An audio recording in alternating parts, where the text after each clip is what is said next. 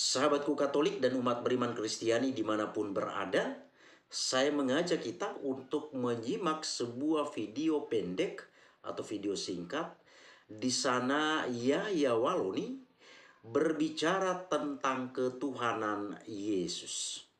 Kita simak terlebih dahulu video ini, nanti saya akan memberikan beberapa tanggapan penting. Satu kali ada SMS masuk begini, Yesus itu sayang sama kamu. Kembalilah sementara masih diberi kesempatan oleh Yesus. Langsung saya balas SMS-nya begini, Yesus itu tidak kenal sama kamu. Kamu kok bawa-bawa nama Yesus? Dia balas lagi sama saya, ini lucu-lucu memang seringkali. Kamu tahu kan, kamu bekas pendeta, Yesus pernah kutuk pohon ara. Jangan sampai lagi Yesus kutuk kamu. Saya katakan, kalau Yesus kutuk, jangan besok-besok. Habis SMS ini saya mati kalau Yesus Tuhan. Saya mati kalau Yesus Tuhan. Bukankah Tuhan berhak mencabut nyawa seorang yang menyangkal? Seorang yang mengolok-olok kalau dia Tuhan? Jangankan jauh-jauh, habis saya ceramah ini, kalau Yesus Tuhan, mati saya. Tetapi sampai hari ini alhamdulillah justru saya sehat karena Yesus bukan Tuhan.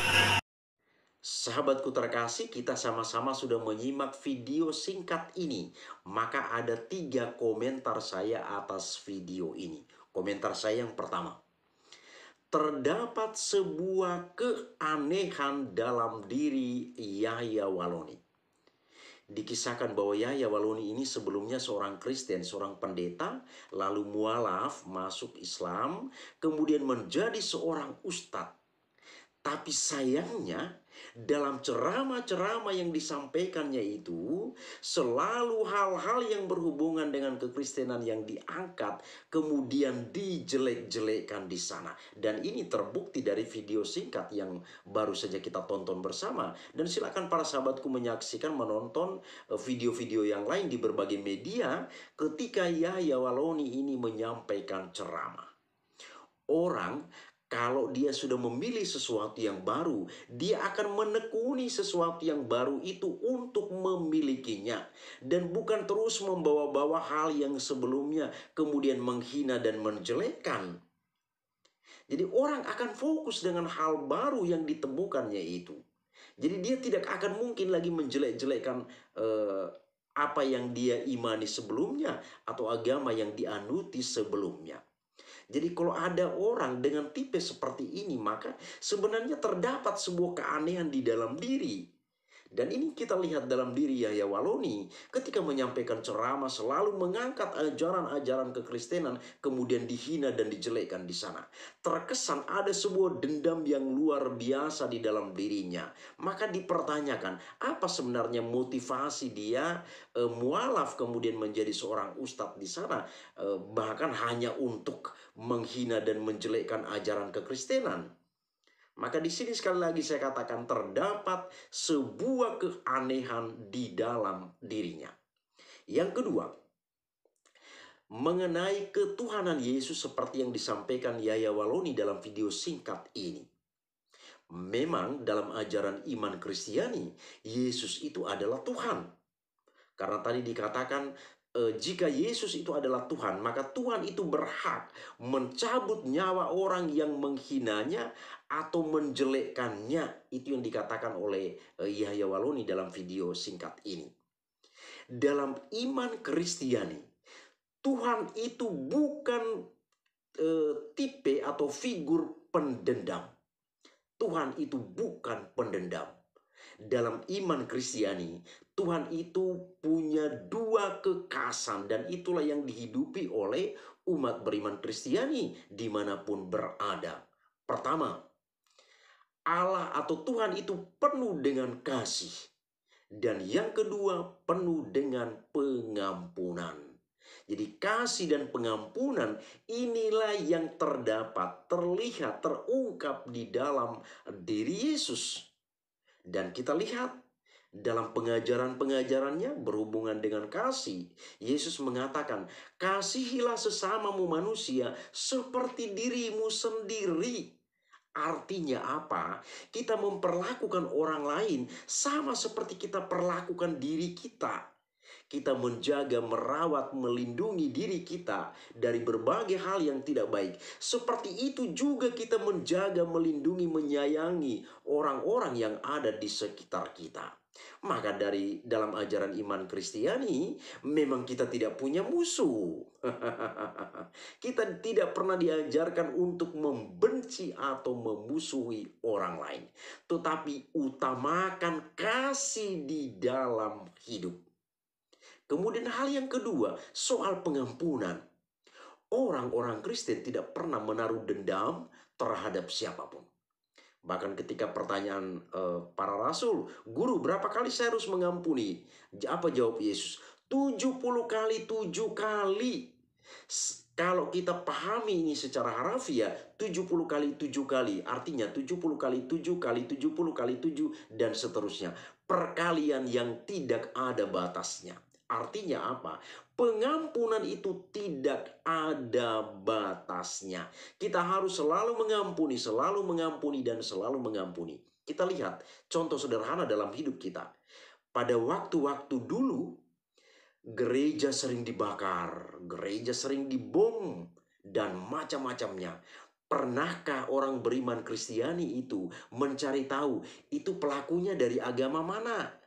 Yang melakukan bom itu dari agama mana? Yang membakar gereja itu dari agama mana? Mari kita melakukan balas dendam kepada orang-orang itu. Kalau agama itu, maka rumah ibadatnya lah yang menjadi sasaran. Yesus tidak pernah mengajarkan kepada umat beriman Kristiani demikian. Atau dia tidak pernah mengajarkan kepada para pengikutnya demikian. Yesus selalu mengajarkan, bawalah kasih kemanapun kalian pergi. Bawalah pengampunan itu kemanapun kalian pergi. Maka inilah sebenarnya senjatanya orang-orang Kristen. Jadi senjata orang Kristen itu adalah kasih dan pengampunan. Jadi Allah atau Tuhan dalam ajaran iman Kristiani itu bukan Allah yang pendendam. Maka di sini Yahya Waloni yang katanya sebelumnya seorang pendeta, sebenarnya dia gagal paham terhadap ajaran Yesus. Yahya Waloni gagal paham terhadap ajaran Yesus. Kita lihat peristiwa yang luar biasa ketika Yesus mengalami sengsara, mengalami hukuman yang begitu berat hingga kematiannya di kayu salib. Seandainya dia yang sebagai Tuhan dan manusia itu dalam dirinya ada Tuhan, ketuhanan di dalam dirinya itu, kalau memang Allah itu bisa seperti yang disampaikan oleh Yahya Waloni tadi, kalau ada orang menghina dia, menyangkalnya dan lain sebagainya, dia berhak mencabut nyawa. Maka orang-orang yang menghukum dia pada saat itu, Yesus sudah cabut nyawa mereka semua. Mulai dari penangkapan di Taman Getsemani, proses sampai dengan penyalipan, kematian di kayu salib. Maka di sana Yesus sebenarnya sudah mencabut nyawa mereka semua itu. Tapi kembali lagi, Allah dalam iman Kristiani, Allah itu penuh kasih dan pengampunan. Maka kalau Yahya Waloni ini katanya sebelumnya seorang pendeta, lalu mualaf, berarti kalau ketika dia menjadi pendeta, dia gagal paham terhadap ajaran tentang Tuhan di dalam kekristenan. Jadi di dalam iman Kristiani memang diajarkan soal kasih dan pengampunan. Allah bukan pendendam. Ini harus diingat dengan baik. Itu komentar yang kedua. Komentar saya yang ketiga, perihal menganut sebuah agama.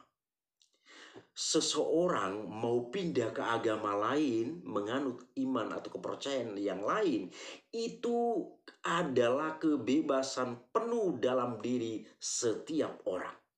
Jadi kita tidak melarang, seseorang tidak punya hak melarang orang lain untuk menganut sebuah agama. Itu privasi orang itu. Maka di sini sebenarnya karena itu berhubungan dengan privasi hak seseorang. Pesan saya, ketika orang yang pindah agama menganut sebuah kepercayaan yang baru, jangan Anda menghina iman kepercayaan Anda sebelumnya. Jangan karena Anda sudah menganut sebuah agama yang baru, kemudian Anda dengan serta-merta menghina kepercayaan atau agama sebelumnya.